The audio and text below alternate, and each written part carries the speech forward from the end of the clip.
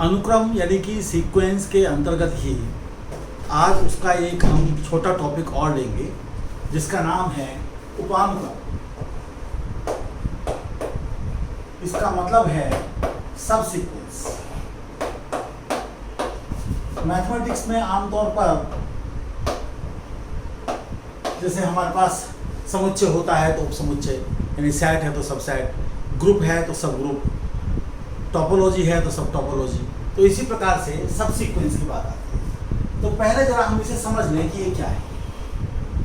तो आपके पास अगर कोई भी एक सीक्वेंस है an, जिसमें कि इस प्रकार से आ रहे हैं a1, a2, a3, a4, a5 dot dot dot, तो अगर आप इसमें से कुछ को चुनते चले, जैसे a1 को चुन लिया, a3 को चुन लिया, a5 को चुन लिया और आगे को बढ़ते जा रहे हैं, तो इसको आप एक तरीके से कह सकते हैं a1, a3, a5 dot dot dot, यानी ऑड वाले लेते हैं, और इसी को शॉर्ट में कह सकते हैं ank। जैसे आपके पास में यहाँ पर an था तो ank है, जहाँ यानी कि एक तरीके से ये क्या है, ये वाली चीज an1 है, ये an2 है, ये an3 है, तो हम एक तरीके से कह सकते हैं कि ank क्या है, तो ये है एक तरीके से a2k -1। आप देख सकते हैं k को 1 रखा तो a1 आ गया, k को 2 रखा तो a3 आ गया, k को 3 रखा तो a3 आ गया, a5 आ गया। तो इस प्रकार से ये जो चीज होती है, ये फंक्शन ऑफ k होती है, k का फंक्शन है। अब जैसे मान लीजिए कि आप ये भी कर सकते थे कि आप ये कहते कि ank इक्वल टू ak², तो उस समय पर आपके पास जो सीक्वेंस है वो क्या बनती, फिर वो सीक्वेंस बनती ank equal to a1, a4, a9 dot dot. तो इस प्रकार से ये सीक्वेंस बन जाती है। यद्यपि ये बात बिल्कुल साफ है कि हमेशा ये संभव नहीं है कि आप सूत्र दे पाएंगे, सूत्र कभी आप दे पाएंगे और कभी आप नहीं भी दे पाएंगे। तो इस बात को भी हम समझें कि सूत्र देना इस प्रकार का, चाहे वो इस प्रकार का सूत्र हो और चाहे वो इस प्रकार का सूत्र, ये हमेशा संभव नहीं है। जैसे मैं एक एग्जाम्पल देता हूँ, मैं मान लीजिए आपके सामने ये कहता हूँ कि मेरे पास सीक्वेंस an है n, यानी क्या है ये एक तरीके से नेचुरल नंबर की सीक्वेंस है, अपने नेचुरल ऑर्डर में। अब आप ank की बात करना चाहते हैं, एक सब सीक्वेंस की बात करना चाहते हैं, यानी n1, n2, n3 एक नेचुरल नंबर्स का सबसेट है जहां पर n1 छोटा है n2 से, n2 छोटा है n3 से, कुछ आपको लेने हैं।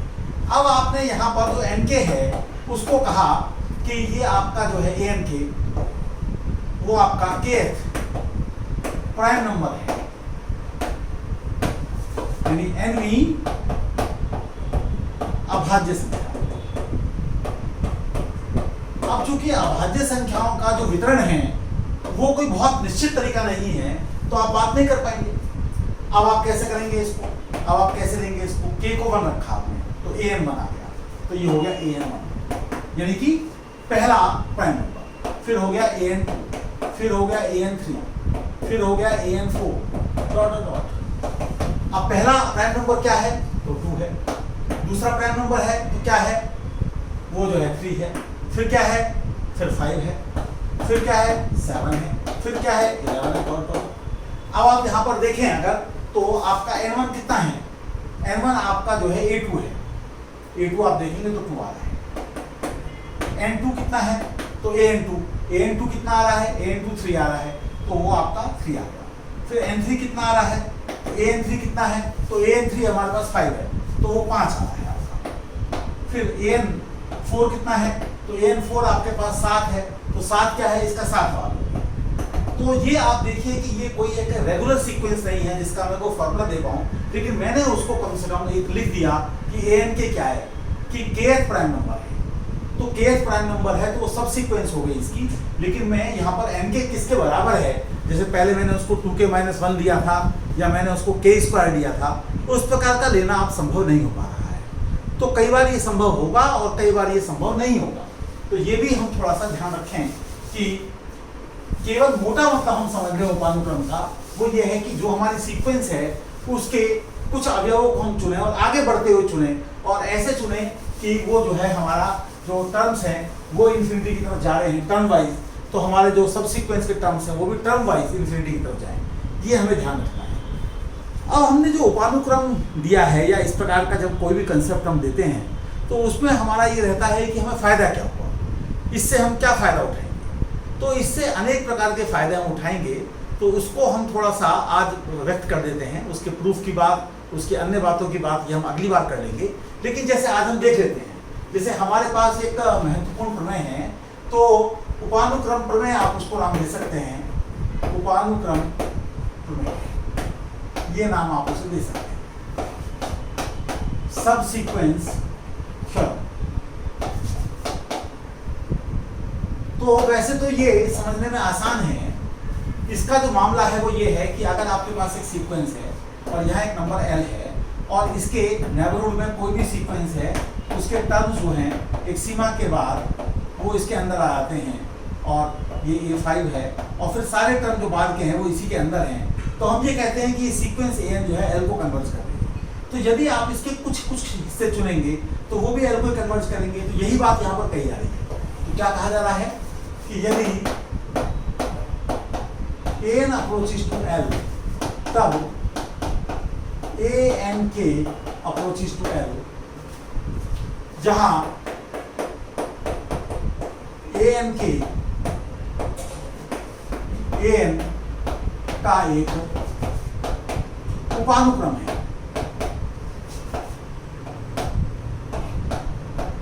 अर्थात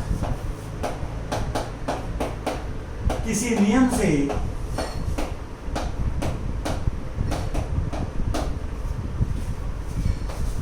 N1 छोटा है N2 से, N2 छोटा है N3 से, डॉट डॉट डॉट, और Nk जो है वो एक नेचुरल नंबर है फॉर ऑल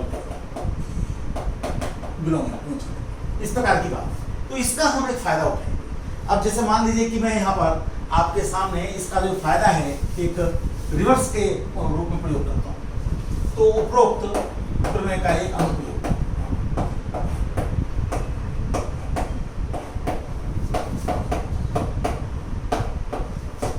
ये मैं आपके सामने थोड़ा बता देता हूँ, जिससे आपको ये आभास हो जाए कि किस प्रकार का हम काम करने जा रहे हैं।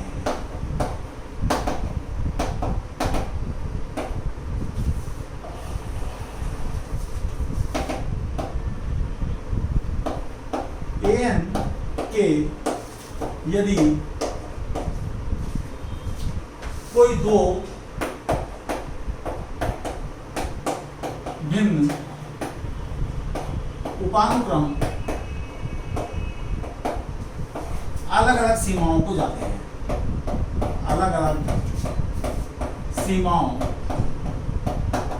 को अभिसरित होते हैं,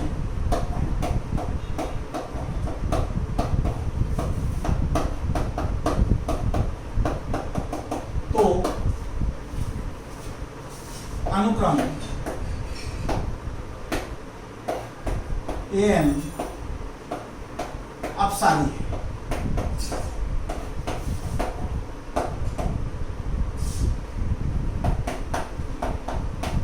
तो जैसे हम यहाँ पर एक उदाहरण लेते हैं, उससे हम थोड़ा इस बात को समझेंगे कि क्या है। तो हमने एक सीक्वेंस ली sin n π/4,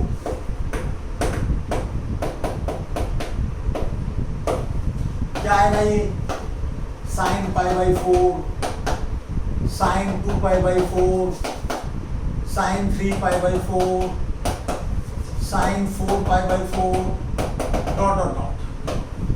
वैसे ही सब खोला तो क्या आएगा 1/√2 आएगा, ये 1 आ जाएगा, ये फिर से 1/√2 आ जाएगा, ये फिर से 0 आ जाएगा, फिर इसके आगे चलेंगे तो 5π/4 आएगा, वो -1/√2 होगा, फिर इसके बाद -1 आएगा, फिर इसके बाद -1/√2 आएगा, फिर इसके बाद 0 आएगा, और ये क्रम बार बार दोहराया जा रहा है।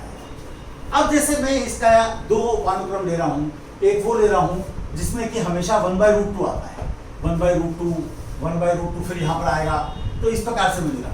और एक में इसकी सब सीक्वेंस ले रहा हूं, तो एक मेरे पास आ गई सीक्वेंस 1/√2 और ये कन्वर्ट कर रही है 1/√2 को, और एक सीक्वेंस मैंने ले ली इसकी -1/√2, -1/√2 आगे भी आएगा, ये कन्वर्ट कर रही है -1/√2 को।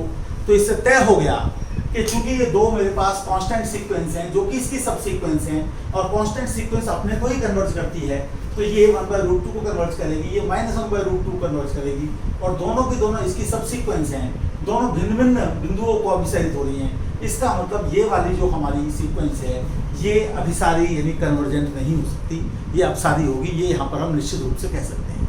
तो मैंने एक एप्लीकेशन बताया है, जो हमारी थ्योरम है उसको मैंने सिद्ध नहीं किया है, उसको हम अगली बार सिद्ध करेंगे, और कुछ अन्य एप्लीकेशंस के साथ मैं आपके सामने प्रस्तुत होऊंगा। धन्यवाद।